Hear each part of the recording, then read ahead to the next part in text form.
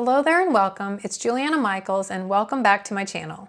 In this video, I'm sharing more Halloween card making fun and another card I created for the Holtz Sizzix 2024 Halloween release. Once I started creating with this release, I couldn't seem to stop, and I also got quite into making wreaths. More on that in the next video. For this card, I pulled out a variety of mediums, including Distress Spritz, Distress Paste, Embossing Powder, and of course my trusty Distress inks to create the background and to dress up the die cuts. If you're interested in any of the products I'm using in this video, you can find the supply list with links in the description box below. Shopping through those links supports me, and I appreciate that support so very much.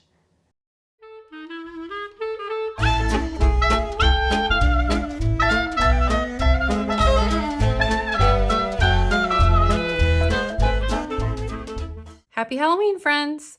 For this card, I'm going to be working with some of the new dies from the Holtz Sizzix Vault Halloween release. And Tim went back to the vault and selected some great retired designs. And I am so excited to have these to add to my collection.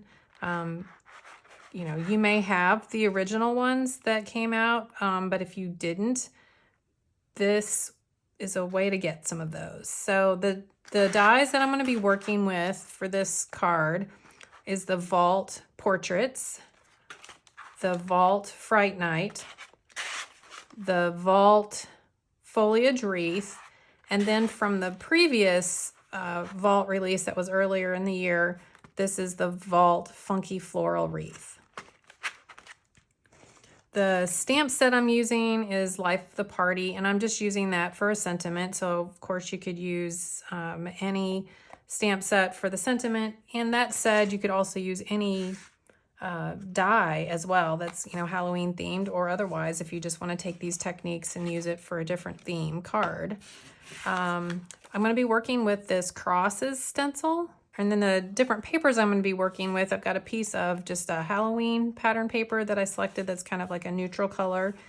I've got some black cardstock, watercolor cardstock, and then some of Tim's glitter cardstock as well. Some of the mediums I'm going to be using are the Distress Spritz in Walnut Stain and Wilted Violet. Got Distress ink in Scorched Timber and Forest Moss. And then I'm going to be working with translucent texture paste and some liquid platinum embossing powder. And so you're also going to need a palette knife and a heat embossing gun for this part of the technique. And then you'll also need a distress sprayer. So the first thing I'm going to do is take the piece of pattern paper, and I've cut it down to 4 by 5 1/4 inches.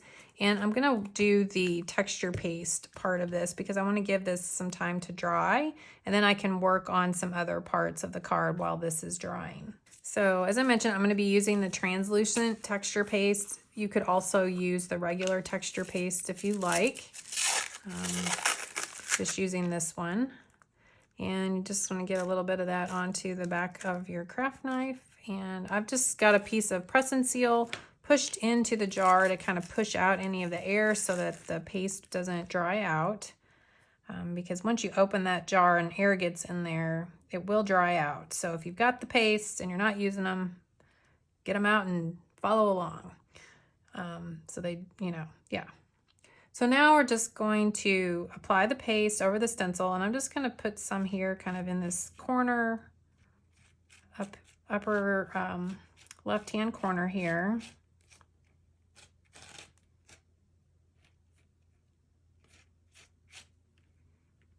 And I'll peel that off, and then I'm going to put the same thing, I'm going to do it over on this other side here. And you just kind of want to use your fingers to kind of help hold it up. If that makes you super nervous and you're struggling to hold everything down, then you might want to just do this technique on the one corner, and then once that's finished, then repeat it on this other side. So kind of up to you how you want to do that. Okay, we're going to peel that off carefully. And then you want to just wash off your stencil right away. You don't want to let the paste dry on there. And then you push your press and seal back in there, kind of get that air out, and put the lid back on.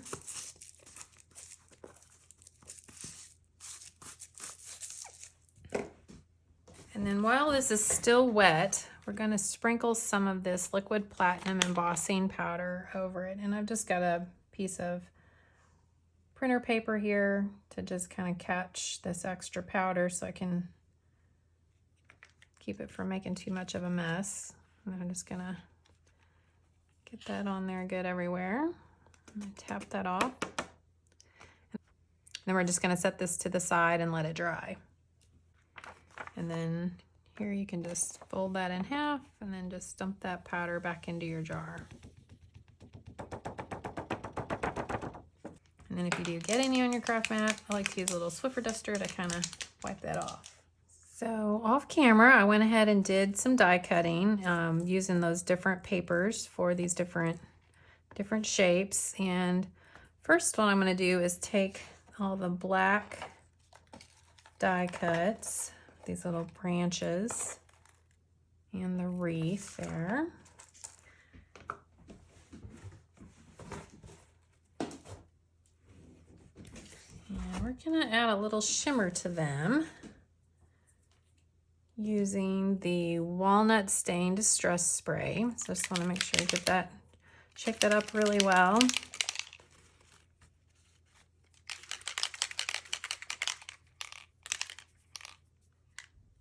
There we are. And then we're just going to give this some spritzes here.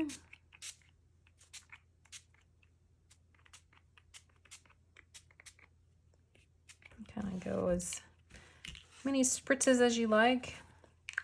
And then you can just like set this to the side and let it dry, or you can use your heat tool to dry it.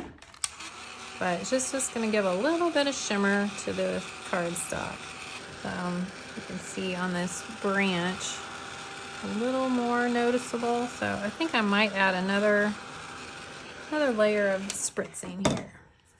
Let's get even more of that on there. There we are. And then you don't have to heat this with a heat tool to dry it. You can let it just sit to the side to dry. But once this Distress Spritz is dry completely, then the that pearl won't rub off on your fingers. It'll be permanent on there.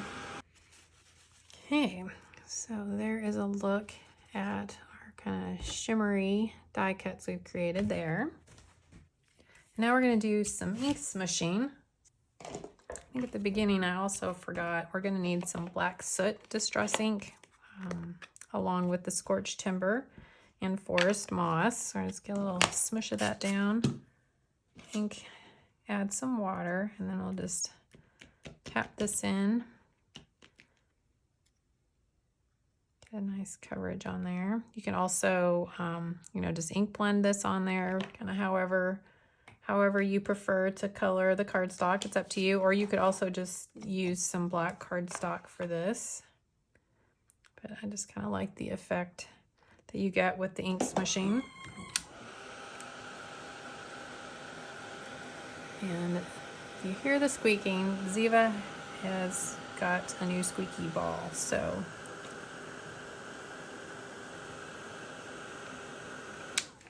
she's quite happy.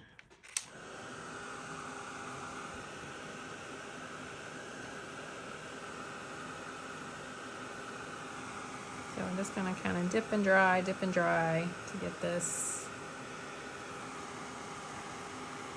colored here.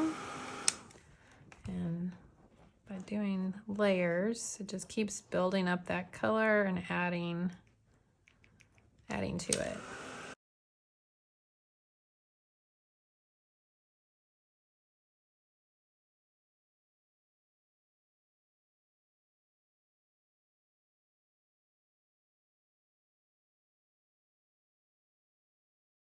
If you want to make this just like a little bit darker, you can also just do a little bit of some ink blending, and it won't like lose all that cool detail from the ink smooshing. It'll still kind of keep it there, but just darken it up just a tiny little bit. So there's that. Now we're going to do that same technique with the ink smooshing on this wreath using the scorched timber.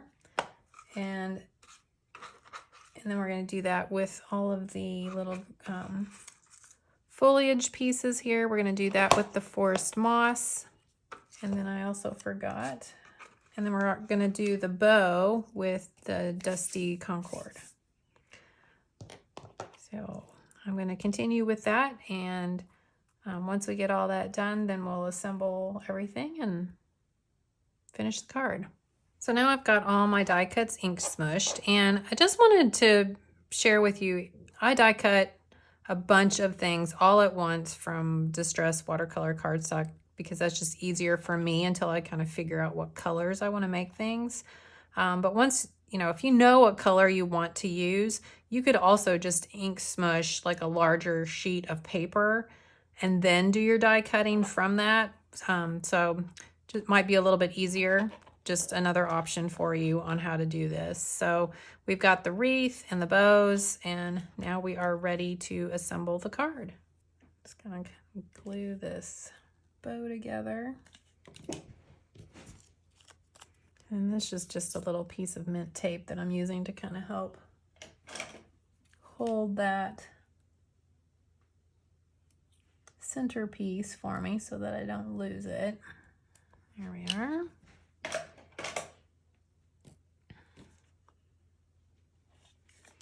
And to add just a little bit of interest to the bow, I thought it might be fun to give that a little spritz with the Wilted Violet Distress Spritz. Just, you know, I think Mr. Raven here needs a little shiny, little more shininess in his nest. So give that little spritz there. And I just think what's so cool with this spray is like it didn't cover up what we had done with the ink smushing. Like that's still there, and then now we have this really pretty shimmer over the top of it. All right. And then for the wreath, I am just gonna glue these layers together here. Just using some collage medium and the precision press here. Just refilled one of the spare bottles with collage medium. I could use that tool with my favorite adhesive.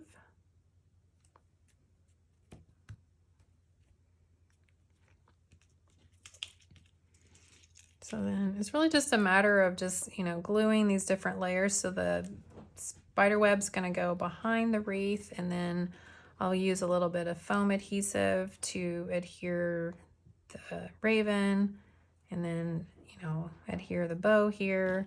We'll get these little branches kind of tucked in and around, and then I'll add in all this little foliage that I colored as well. All right, so meanwhile, our paste has dried, so now we're going to use our heat gun to emboss that embossing powder.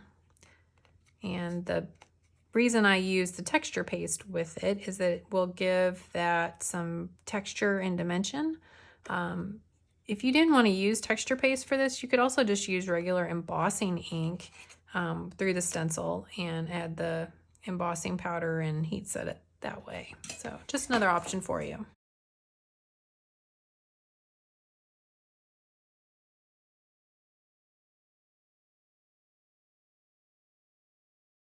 So as you can see, that just adds a little bit of texture to the background instead of it being flat like what you would get if you use just embossing powder with regular embossing ink.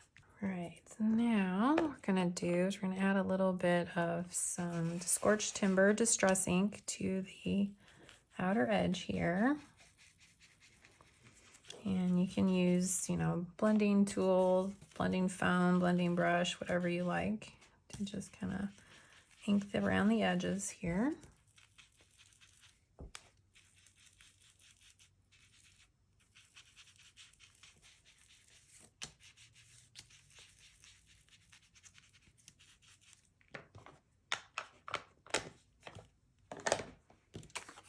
And then if you want, you can give that a little spritz.